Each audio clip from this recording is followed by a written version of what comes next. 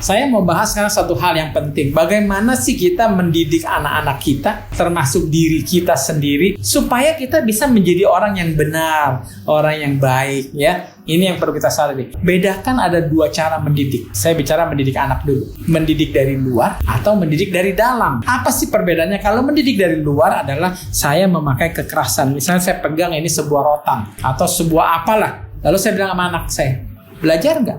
Dapat nilai yang bagus nggak? Kalau nggak, nih.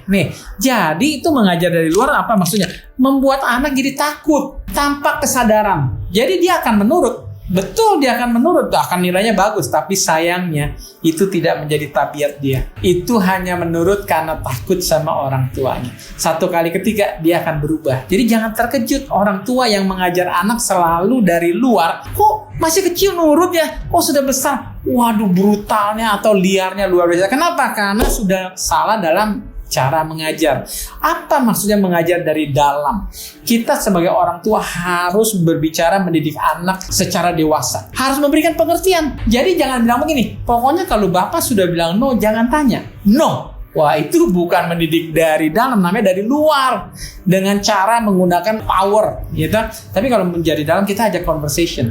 Nah, tahu nggak kenapa kamu harus rajin sekolah? Buka pemikirannya, wawasannya nih. Kalau orang malas sekolah, akhirnya dia tidak menguasai banyak hal. Akhirnya coba bayangkan, kalau tidak memiliki banyak hal, siapa yang mau mempekerjakan dia? Atau zaman sekarang kan menghasilkan uang itu selalu harus ada tukar-menukar. Tukar antara keahlian kita, akhirnya kita dapat bayaran imbalan, kan begitu. Jadi kita harus ajar anak sampai mengerti. Begitu juga nih, paling penting kalau menurut saya orang tua ngajar kepada wanita masalah menjaga kesucian. Betul.